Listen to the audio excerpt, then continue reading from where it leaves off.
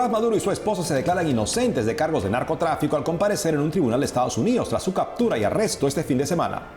Mientras en Caracas, la vicepresidenta de Venezuela, Delcy Rodríguez, asume el gobierno interino y su hermano Jorge Rodríguez es ratificado como presidente del Congreso, mientras los venezolanos viven en incertidumbre y los obispos se mantienen en oración. Un misil perdido durante la operación militar contra Maduro cae cerca de un vecindario en Venezuela y destruye las casas de varias familias que dicen haberse salvado por un milagro. El Papa León XIV reclama a Estados Unidos respeto a la soberanía nacional y al Estado de Derecho en Venezuela. Analizamos la estrategia de Trump frente al gobierno de Venezuela y las posibilidades de una transición democrática en el país. Bueno, Natalie, comenzando la semana y con mucho que informar. Así es, y también muy contentos de iniciar esta semana con nuestros televidentes informando desde los estudios en Lima, Perú. Gracias por acompañarnos en EWTN Noticias. Soy Eddie Rodríguez Moreno. Bienvenidos, yo soy Natalie Paredes.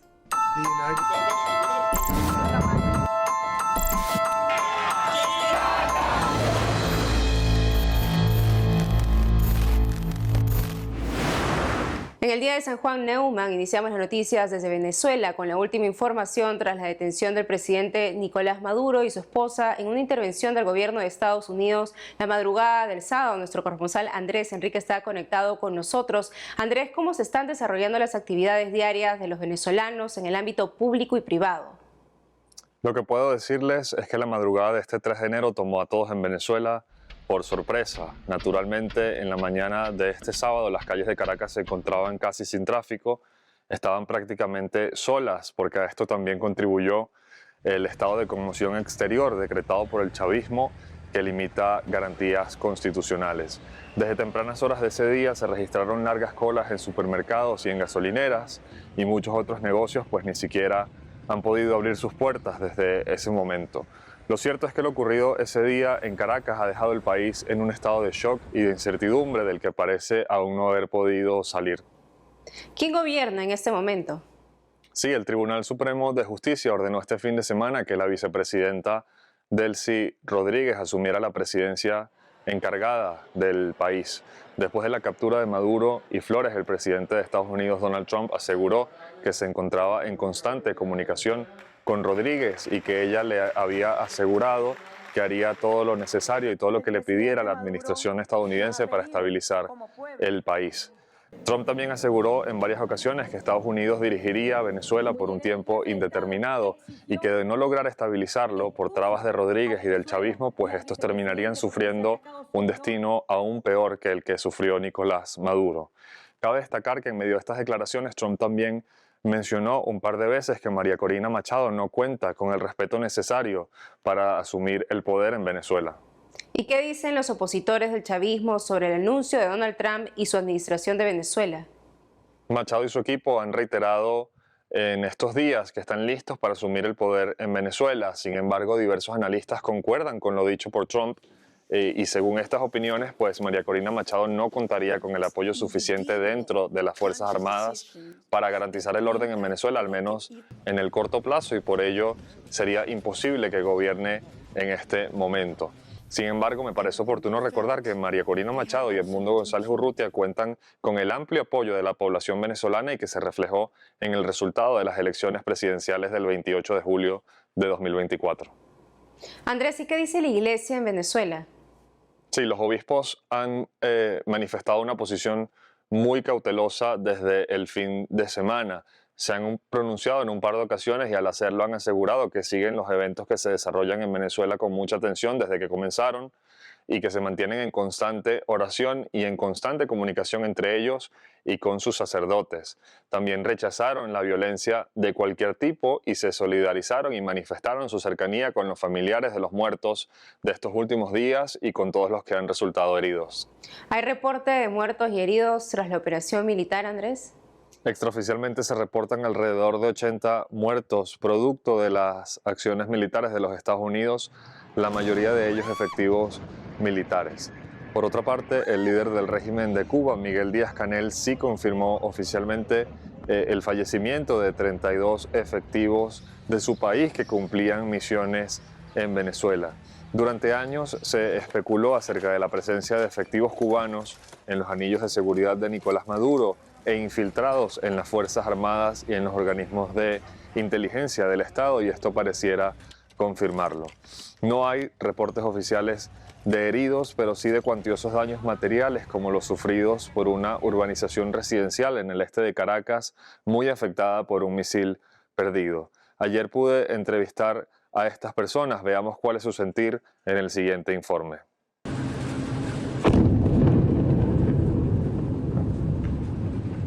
¿Cómo se escucha un bombardeo a gran escala? ¿Qué se siente estar en medio del fuego? Probablemente ningún caraqueño se había hecho jamás esta pregunta, pero hoy todos son capaces de responder. Después de que en la madrugada del sábado 3 de enero 150 aeronaves estadounidenses de diversos tipos irrumpieran en el cielo capitalino.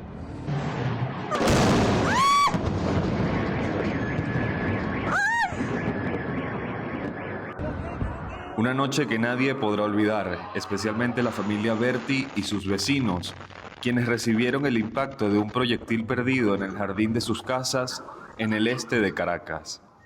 Cerca del vecindario se encuentra una zona conocida como el Volcán, donde se ubican antenas que fueron blanco de los bombardeos.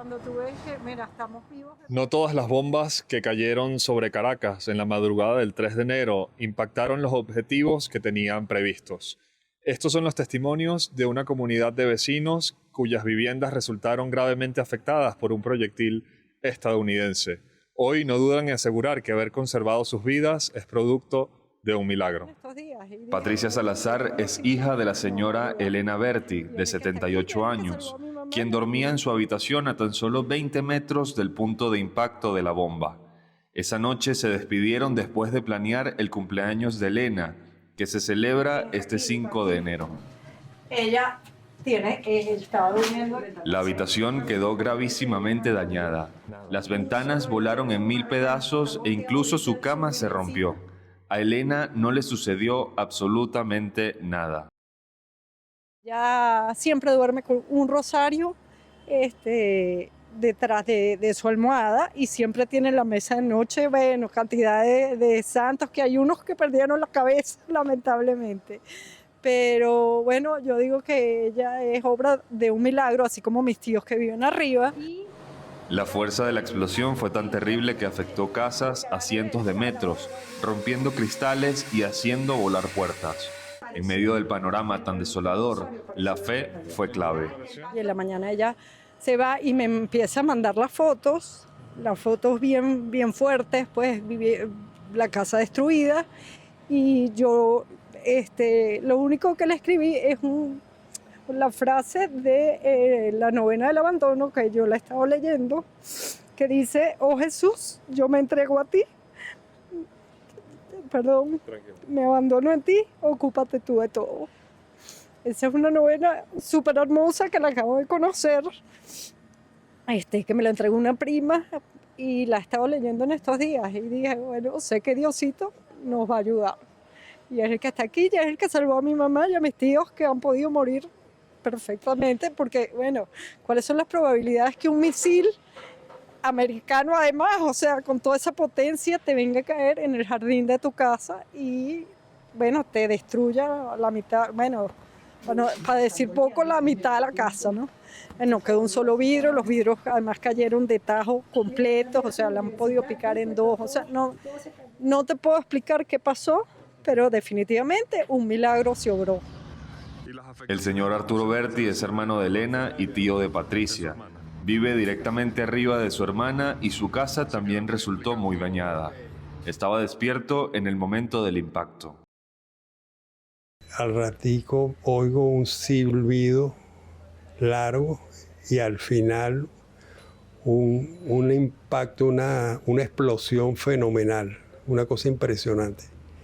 Se movió todo, se movió la cama, se movió, yo sentí que se hubiera movido el edificio, es como un townhouse. Se reventaron todos los vidrios, la cama toda llena de vidrio. Arturo se acostó tarde esa noche. Pocos minutos antes del inicio de los bombardeos había estado sentado leyendo en la sala de la casa, que resultó ser la parte más afectada por la explosión. Bueno, fíjate, te comienzo por toda la gente que yo he hablado, que han oído el cuento o que lo oyeron. y me han dicho lo mismo. Me dice, oye, es imposible, ¿cómo ustedes, que ustedes sí tuvieron suerte? ¿Cómo se salvaron de eso? Yo creo mucho en Dios, siempre he creído en Dios, en la Virgen, José Gregorio. Sí, sí es. No se preocupe, señor. No, es así, fue la mano de Dios. Gracia Mónaco es vecina inmediata de los Berti. Vive junto a su hija, Ana María. En medio de la desorientación y de la incertidumbre, dirigió unas palabras de consuelo a su hija, quien se encontraba muy afectada por lo sucedido. La fe de Gracia se ancló a una pequeña imagen de la Santísima Virgen, que recién había colocado en su mesa de noche pocas horas antes de los bombardeos. Ana María, ¿tú no crees en Dios? Entonces ella se queda en silencio y yo le digo, mira, te voy a decir algo. Ayer, esta Virgen que está aquí, hace 2 días no estaba. Y yo la encontré en el closet donde la había guardado. Y yo dije, la voy a poner otra vez. Aquí está.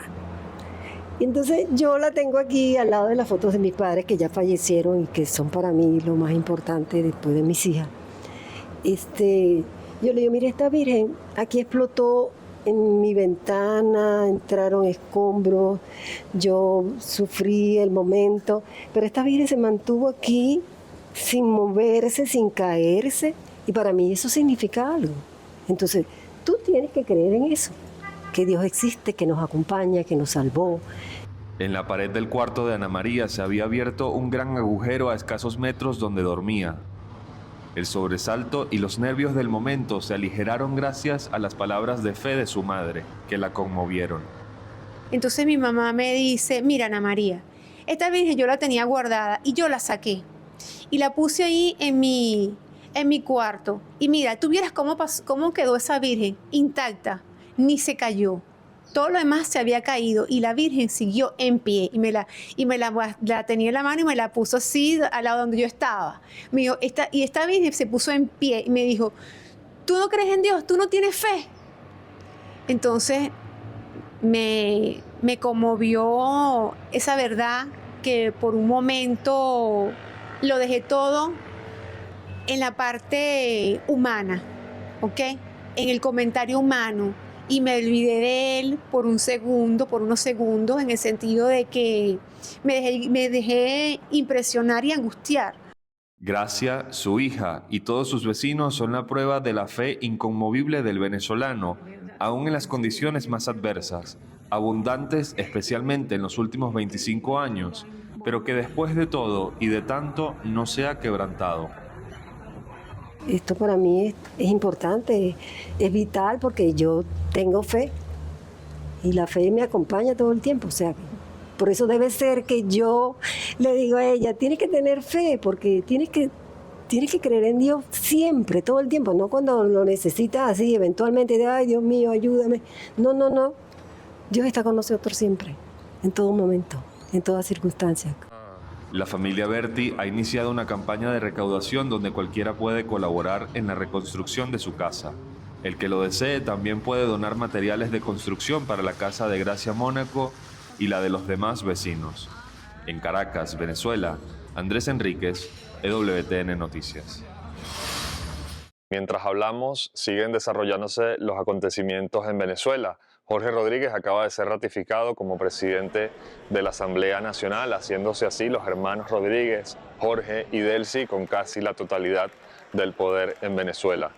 También más temprano, Nicolás Maduro y Cilia Flores comparecieron ante un tribunal de Nueva York para ser formalmente acusados de terrorismo y otros cargos.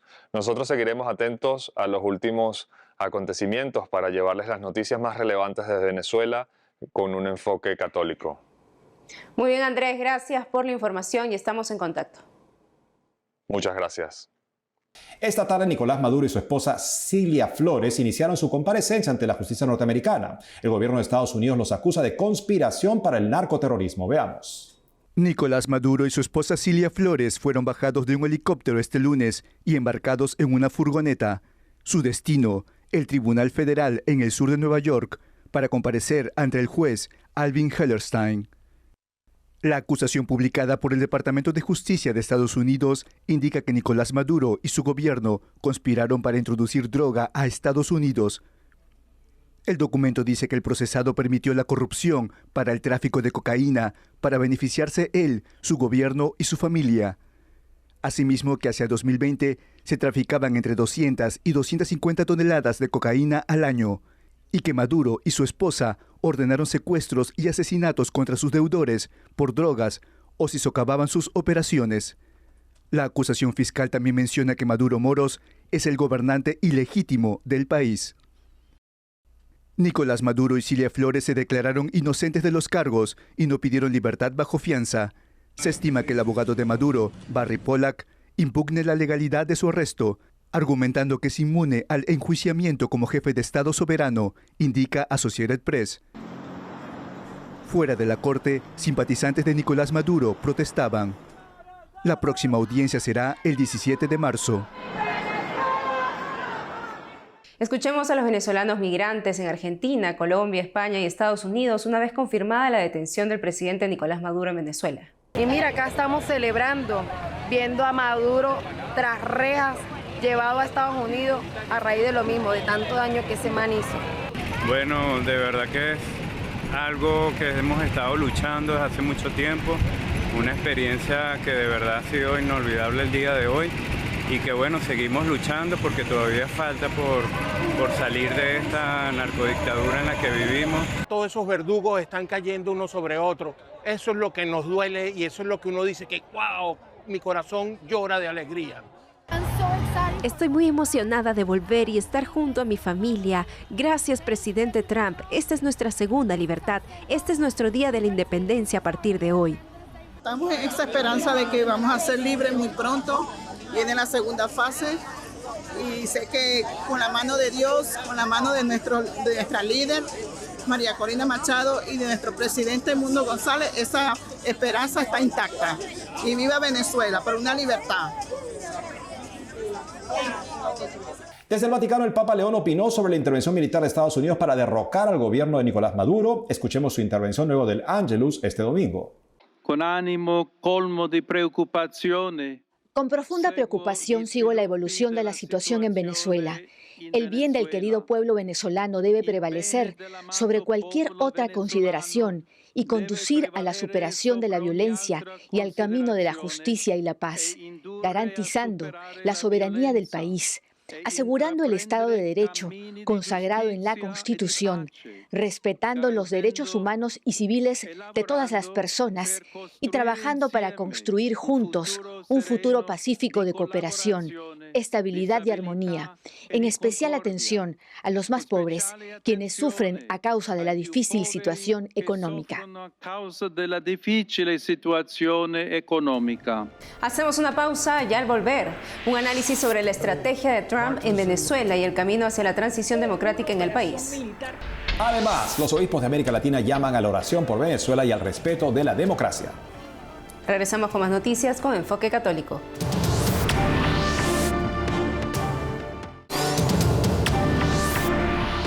Maduro ya no es el presidente de Venezuela, pero ¿qué es lo que sigue? Para saber más al respecto, estamos con Carmen Fernández. Ella es profesora de Comunicación Política en la Universidad de Navarra y nos habla desde Santander. Carmen, bienvenida al programa.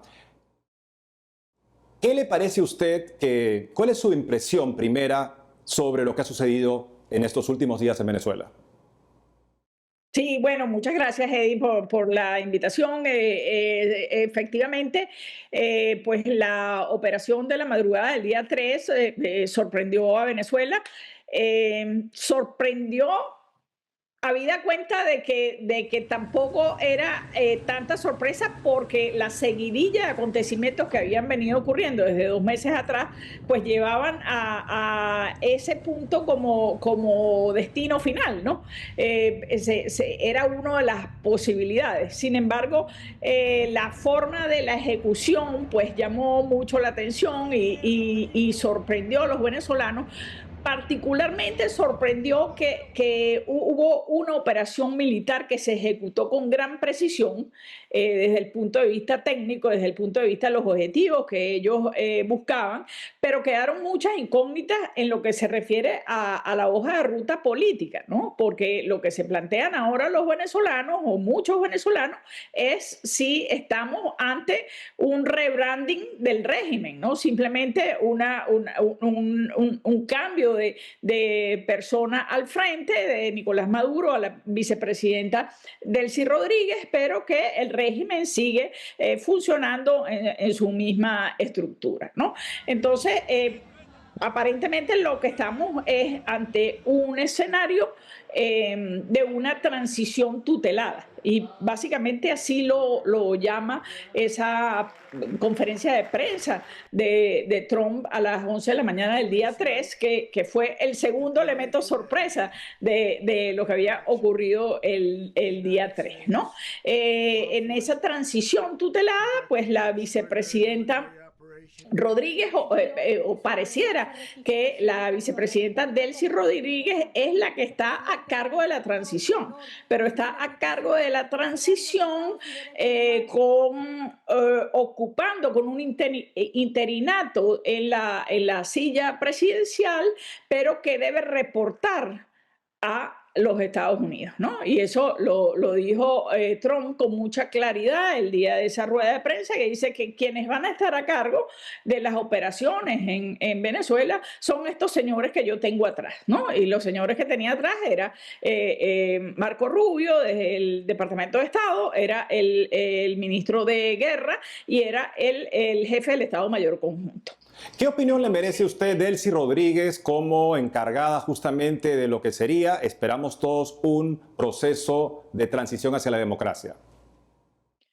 Sí, bueno, el argumento que dan Trump y han dado los voceros de Trump es que Delcy Rodríguez, ellos están apostando, digamos, a un modelo de cambio político, un modelo de transición donde tiene que ser alguien del propio régimen el que desmonte el aparato represivo y el aparato dictatorial del régimen. Pese a que no es lo que los venezolanos esperábamos, es un escenario al que hay que apostar que salga bien o que pueda salir bien, ¿no? Y María Corina Machado, las palabras del señor Trump con respecto a ella, ¿serán simplemente un tipo de discurso táctico que esconde justamente su intención de que alguien que evidentemente sería muy favorable a él pueda ser reconocida finalmente? Porque dio la impresión, o sea, que el señor Trump entendía que no tenía respaldo popular, lo que parece todo lo contrario.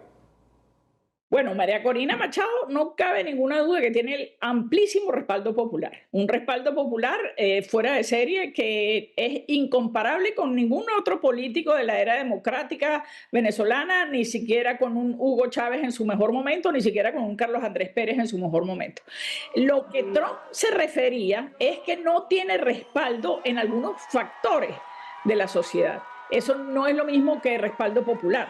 Algunos sectores de la sociedad se refiere específicamente al sector militar y se refiere, intuyo yo, al sector empresarial, con el que Delcy Rodríguez tiene muy buenas relaciones. Tremendamente pragmático. Entonces es realpolitik, con todo lo bonito y lo feo que pueda implicar, ¿no? Es realpolitik y ellos dicen, bueno, Delcy puede entenderse mejor con el sector militar, Delcy puede entenderse mejor con los focos armados y los focos violentos de la sociedad, es Delcy con quien tenemos que pactar, ¿no? Estamos viendo. Ahora, eso no descarta a María Corina Machado como política. Claro. Activa, ¿no? Porque esta transición tutelada culmina en un tiempo prudencial, no inmediato, en unas elecciones.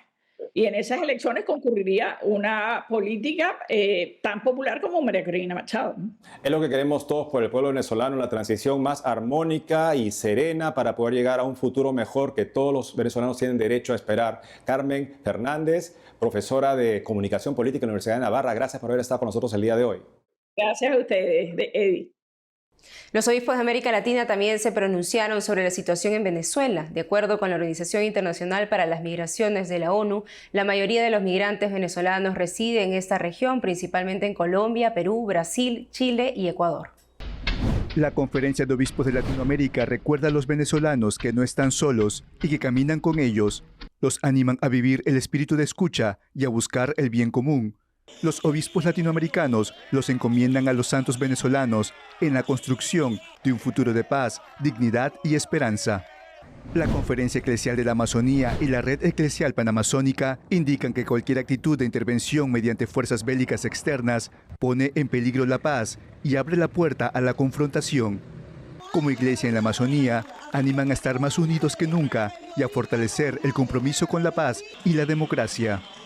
Los obispos de Bolivia expresan su oración y cercanía a los prelados venezolanos, repudian todo uso desmedido de violencia, animan al diálogo y el respeto a la dignidad humana, piden que el sufrimiento de tantas familias encuentre consuelo en la esperanza cristiana. Los obispos de Chile publicaron un mensaje en el que claman al Señor de la Paz que sostenga a todos los venezolanos en estas circunstancias. Además, convocan a sus comunidades, parroquias y movimientos a rezar por Venezuela en la Santa Misa y en otros momentos.